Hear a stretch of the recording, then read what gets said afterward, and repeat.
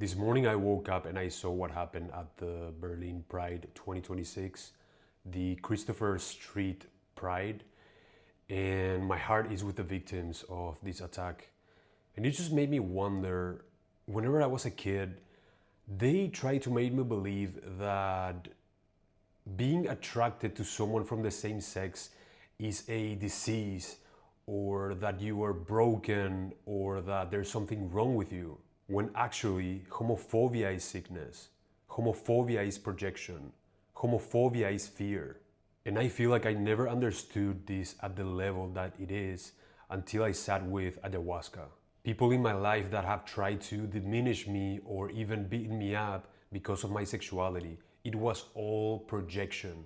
And at that age, you don't know that. You internalize it. You feel shame and guilt, and you shrink yourself and you take on that projection. The person is so in conflict with the feelings around it, with so much shame, at war with themselves, and projecting it onto you. And this is way more common than what we think. I am not an exception or anything. This happened all around the world. And this doesn't only happen to people that are openly gay. This happened to even closeted people that they end up living a life that they are not even true to themselves because they don't feel safe being themselves. And some people think it's okay to harass someone or bully someone or even beating up someone because they are different, because they are attracted to someone from the same sex. And with what happened to Berlin this weekend, we shouldn't think that the world it's all bad. This is just a tiny little part of humanity. However, I do believe that there is a big part of the population that is still very judgmental and very narrow-minded. And events like this shouldn't push us in more extremes towards one another. This is not the solution. This is not the problem of one race, one ethnicity, one religion. We're talking about the same hate that I experienced as a kid. Is this the same hate as these attacks that we're seeing? Just different levels and different type of people, different experiences, but it's the same hate. This is what happens when people don't want to look at their own shadows and then project it onto others. And events like this shouldn't make us more biased, or subconsciously now we start to look at this specific group of people differently. We are talking about one specific, tiny specific portion of that whole group. We shouldn't generalize it. We shouldn't start creating stereotypes. And we should definitely not let us affect how we see a specific group of people, because we are open-minded and we are non-judgmental, and we don't judge someone by their gender or their race or their sexuality. I feel like sometimes we can positive project onto others, but we also shouldn't forget that we still live in a planet where 12 countries still have death penalty for homosexuality. That's crazy. Being killed for liking who you like. Pride is necessary. And we live, even in Western countries, there are parts of the world where conversion therapy still happens. And now people have to be afraid at being at parades.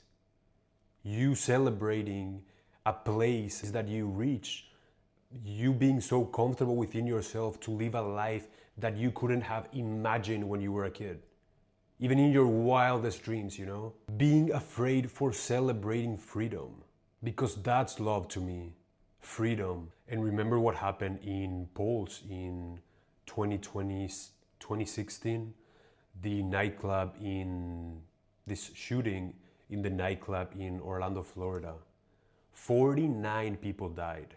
And all the straight people that say, I don't have a problem with gay people unless they don't impose their lifestyle onto me. What they don't want is exposure, because it triggers them. If your masculinity is so fragile that if you see a guy kissing another guy and that creates feelings on you, I have news for you. And the people that think that being queer is a choice, if you think being gay is a choice, then.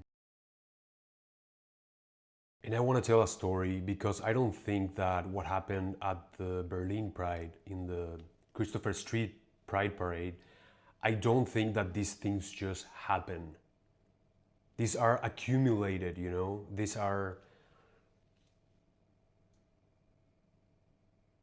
I do believe that these things are planned, especially when apparently this guy seemed to be part of ISIS. But yeah, a few months ago, in the city I live, which I don't want to share where I live here, but it's a place in Europe. It was a day that I felt really weird and I felt tension in this place.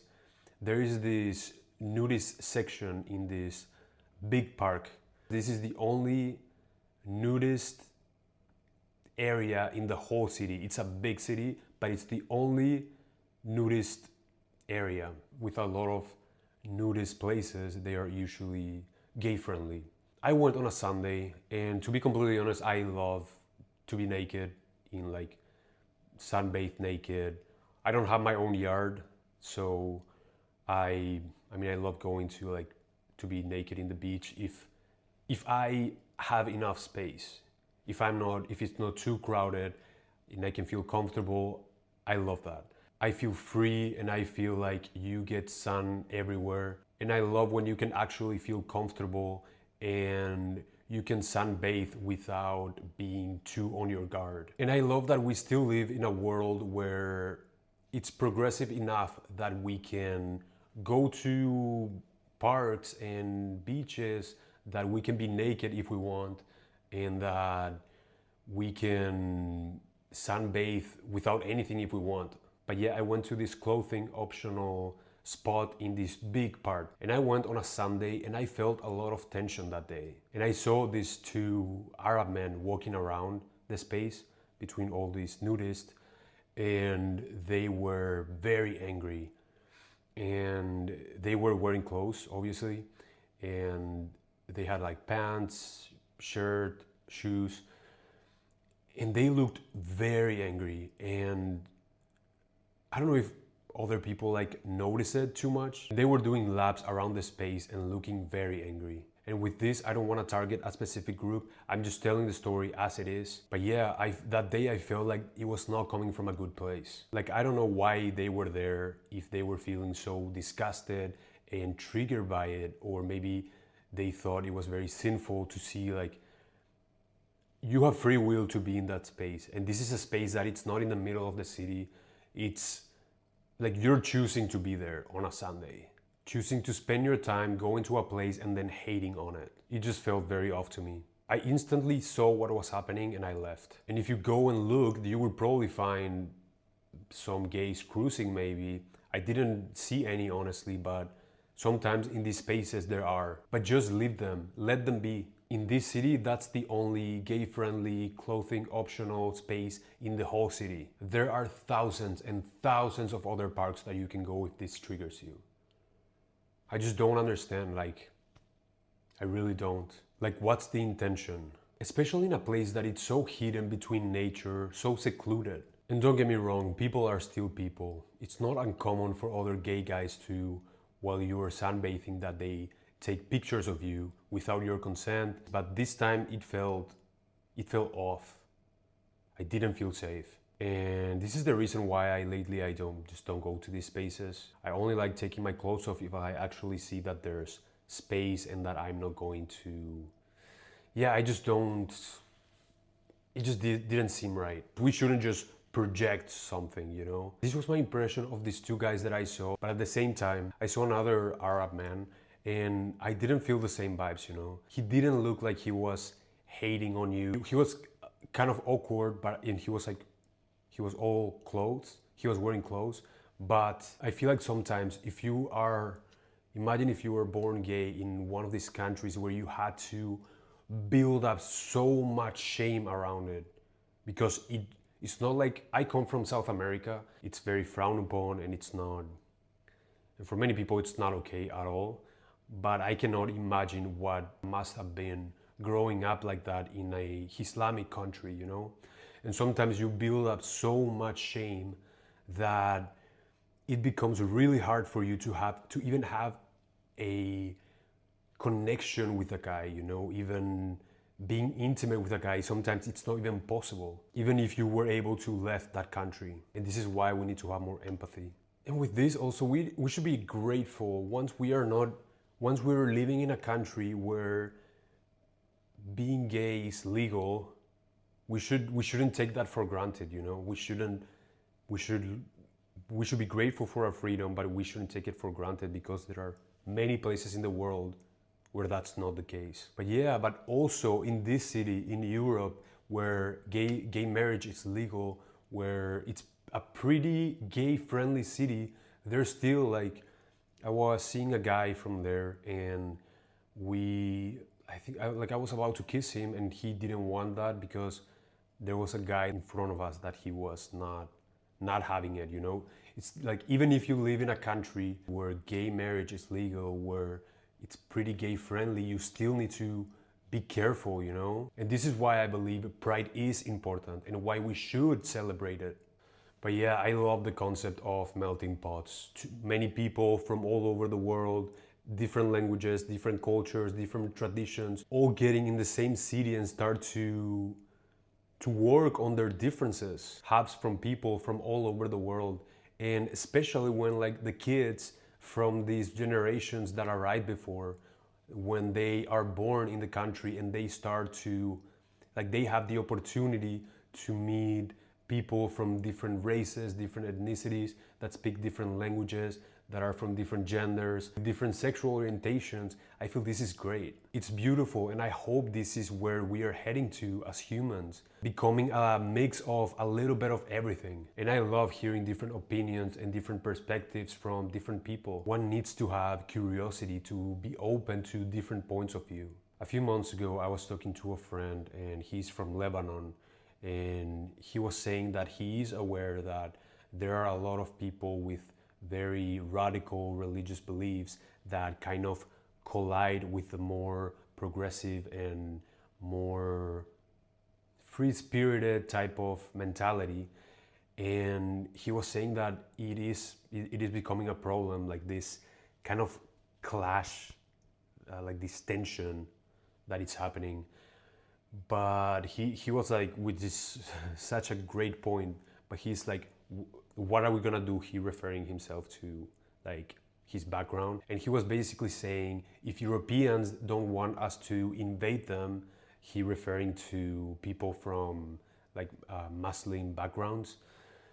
He said that then they should stop bombing our cities, you know, which is a great point. And a few weeks ago, I was having a conversation with my barber, and he said that there were these people that were coming to the city, and they basically don't want to follow the rules, and they are robbing people. And like, this is something that this city has become much more dangerous, and I even feel it. But he was basically saying that if you're coming to this new place, he was saying, if someone comes to my place and just start not following the rules and doing whatever and leaving everything a mess, that he's gonna be mad.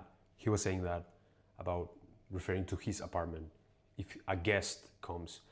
And also, like, I don't, you know what I mean, I don't believe, even like, for example, I'm from Paraguay, and I don't believe that I am the owner of Paraguay and the people that are visiting are guests. I don't really believe like that. But he has a point though, that whenever you go to a new place, if it's more progressive, you need to adapt. If people there are okay with gay people, for example, you need to adapt to that. You shouldn't come and impose your own religion and traditions and culture and expect others to negotiate their freedom. Just using that little example, I have the freedom to go to this clothing optional spot without feeling that it's dangerous to have the freedom to do that, you know? But yeah, like, but me not feeling safe and me leaving, this is kind of like me losing my freedom. You know what I mean? Like, slowly we lose our freedom. I have the right to wear nothing if I want, and that spot. In this planet, these are the closest to freedom that we have, you know, that we can wear nothing if you don't want, in a park or in a beach. If you wanna kiss a man, you kiss a man. This to me is freedom. This is freedom to me. And with the other Arab guy that I saw, he was still fully clothed and like kind of awkward, just looking around. Like maybe that's was the only chance he has in his life to be in the presence of another naked man, you know? I was thinking about that, and it reminded me of whenever I was living in New York, there were people that there's very like rich businessmen from Dubai that are closeted, and they hire these escorts from the US, and then they fly them there, and then they pay them so much money, and the only thing that they want is for them to take their clothes off, and they basically pleasure themselves in front of them. With me saying this is that some of these people have grew up with so much radical religion, so much accumulated shame. Some of them are not even able to be intimate with another man. The only thing that they can do is look at them and pleasure themselves. You know what I mean? And some people told me that's the farthest that they can go. And with this very wealthy Arab businessman, this is a better way to cope, in my opinion, with the trauma because I even experienced a lot of trauma, you know? I cannot imagine growing up in a country where you were fearing of death since you're a kid, and you had to hide your sexuality completely, shut it down. You know, there's no hope. It's crazy.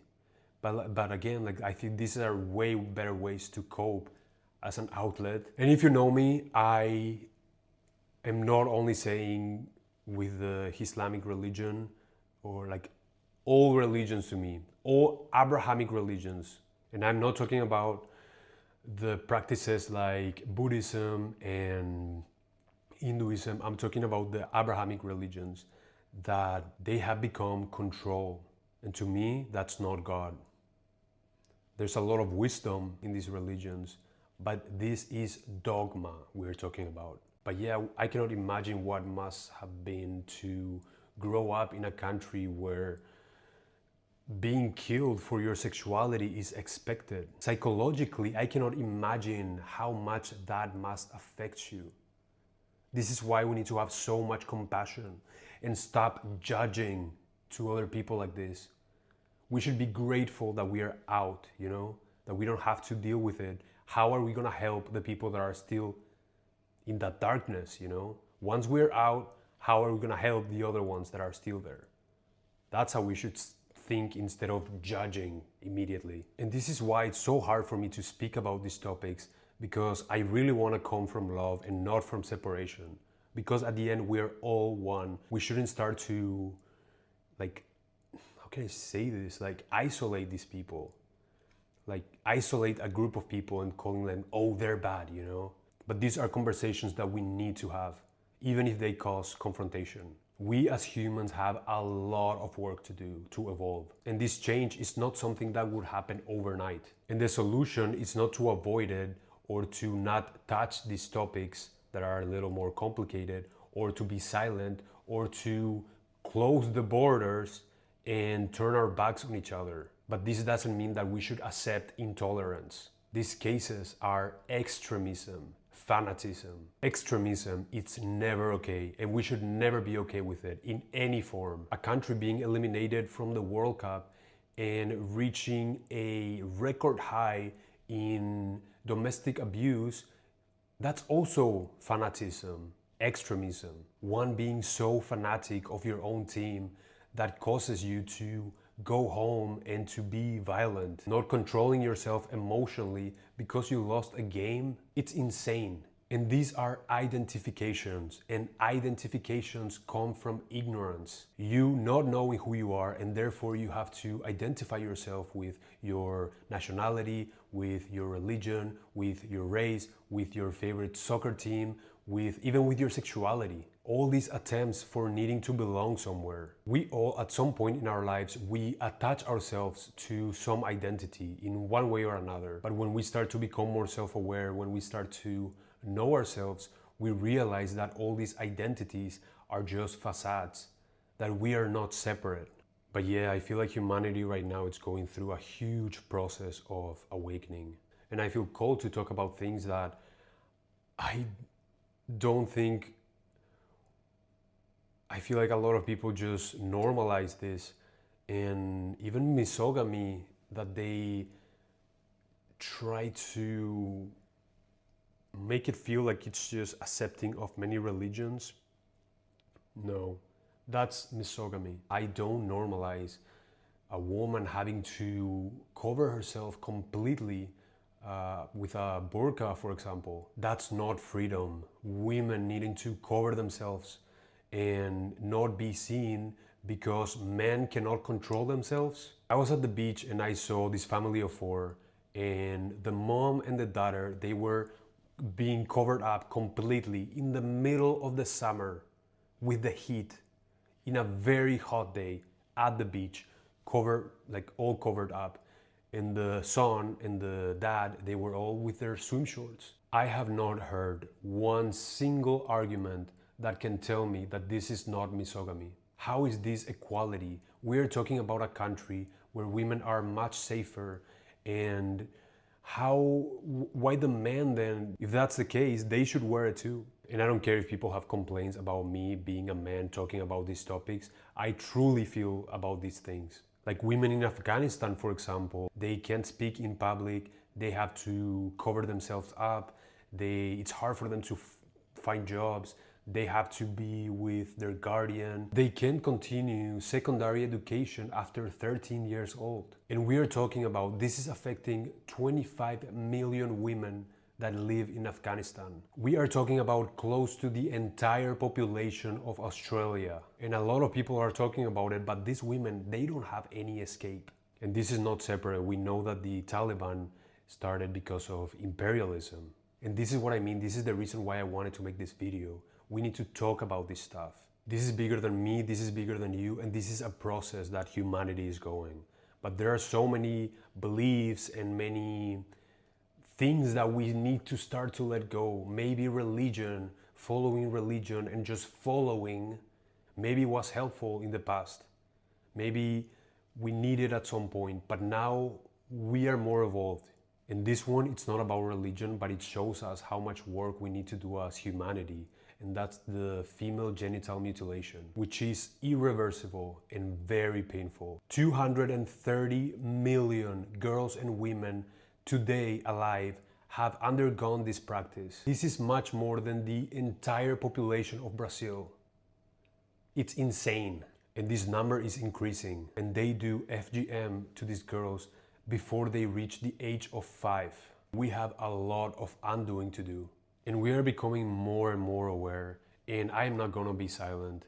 And these are conversations that most people are not ready to have. And this is what I mean. These are the topics that we need to talk about. And even if I feel like we live in a world today that I feel like everyone is so careful about saying something that they're gonna be afraid that they're gonna be canceled. And that's the thing. Like, I know a lot of people that are very, like back whenever I was living in New York, basically they became independent from their family. Their family probably was more close-minded, homophobic, and that's a huge opportunity for you to start to have some critical thinking of your own, you know? But you don't want to like become a rebel from your family just to fall into another trap of another groupthink, you know?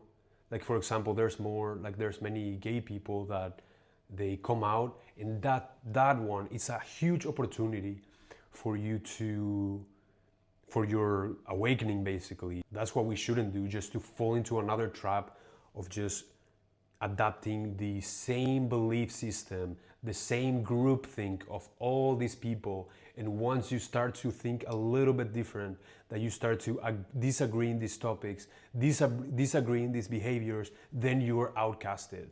That's how, it's crazy. I know a lot of people that consider themselves like liberal and that they defend this, and I feel like they would never be brave. I feel like they never really develop a thought of their own. They were just saying like, okay, people think this is okay. The people that I'm around, okay, this is okay for me. This is not okay. Okay, noted. This is not okay. This is okay. Like, you need to go more than just that. This is why it's so important to break free from culture, break free from society. We don't want to fall back into another trap of another group mentality, another group think, where no one has a different opinion and that if you do, you would be casted out. Leaving a group of people, maybe it's your family because they're not open-minded or they have very limiting belief systems, and then you become the rebel and you have the opportunity to carve your path on your own. This is why it's important to not just fall back into another trap with just another group think. Just thinking the same way as everyone in your group does. That's not a rebel.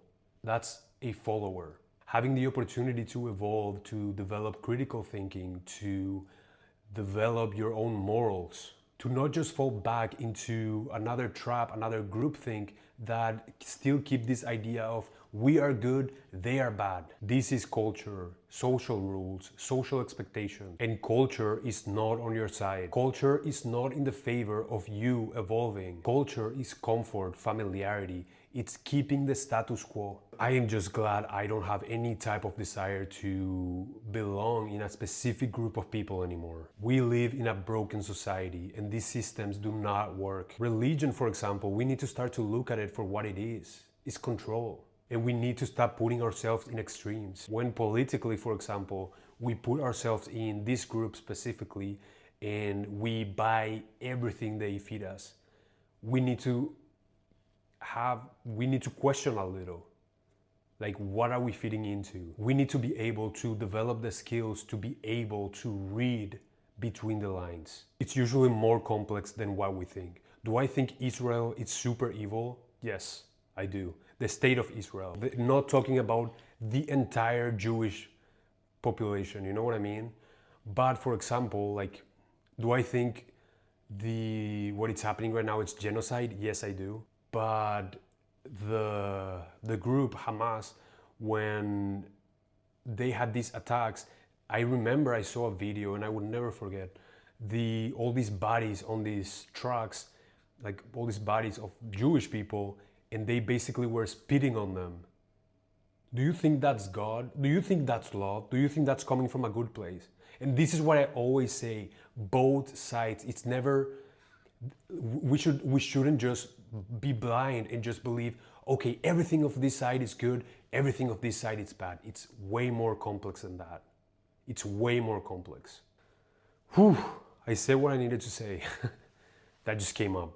But yeah, you don't need to be fully supporting something that you don't really know what hidden agenda it has. And we don't need more division. We need more solidarity. That's what we need. We need more empathy, not because now you live in a country where you can be gay and be open in the streets means that you should forget about the people that are still like dealing with darkness, with their lives in danger. Because you could have been that person. You could have been that person that was born in a country where being gay is illegal, or that being gay can cause your death penalty, where there is no escape. You need to understand that a person that grew up in a country like that, maybe someone that grew up with very radical extremist religion, maybe they grew up thinking this way and now they think that being gay is a sin and that it should be punished and all these crazy things. Maybe you in their shoes, like if you had the life that they have, you would probably think the same way as they do. Maybe me too, maybe me being them, having the same life experiences, maybe you would be in the same position as them. This is why we need to be compassionate, and it's not the problem of specific people. I mean, there's people that are really horrible though, but the problem is the system. The system is a problem. And once we have our awakening and we realize all these things about the world, instead of being so judgmental about the people that are still dealing with these lower mindsets, we should be grateful that we are out. And we should be willing to, in the future, how are we gonna alleviate the pain? if we can, if we're in a position that we can. But yeah, you should be grateful that you're out and that you are not gonna experience that again. And experiencing that again, I'm talking about, you know what I mean? Like if my life had happened differently, maybe I would be a closeted, very homophobic person, you know? It depends on your life situations. I had the opportunity to go abroad, to go to New Zealand at the age of 12, to go to live in Canada for 2 months at the age of 17, yeah. And I wanted to talk about that. In Montreal, when I went to Canada, this is what I mean, there's some place, sometimes the opportunities that you have, this is why you need to be very grateful for the opportunities that you have. I went to Montreal, and at that point in my life, I was struggling a lot with my sexuality. But anyways, I saw on the campus, I saw these two guys. It was in the middle of the winter. This was in the McGill University, and I saw these two guys just kissing for the first time in my life. And I saw one was in the bike, and they were just so relaxed, like kissing in front of people around. To me, I've never seen anything like that. And that memory stuck with me forever. To me, this represented just freedom, you know? I couldn't imagine to be in that place, you know? I never thought I would be this free, like as free as I am today. And this is why we shouldn't judge for people that are not in the place that we are, you know? There's a lot of people that if you're out, maybe if you're gay and you're living life and you're free in a sense, I feel like a lot of us are still not free, like mentally. But anyway, that's another topic for another day. But just not just gays, straight, gays, and like people in general are mentally still prisoned. But anyway, that memory just stuck with me, and you should be grateful that you get to live in a space that you can be safe. And if you're not, and if you don't live in a place where you can be safe being gay, you should have hope that you can become free of this. And if you're still in a dark place, you should believe in yourself and believe that you can get on the other side. Because if you believe it, it means that you can. And I just wanted to say, me liking men, I wouldn't change it for anything. But yeah, leave it in the comments if you had a very similar experience about this or something you want to share. And if you enjoyed this video, consider to like and subscribe for more content. We'd love to have you around, and keep it up. Peace.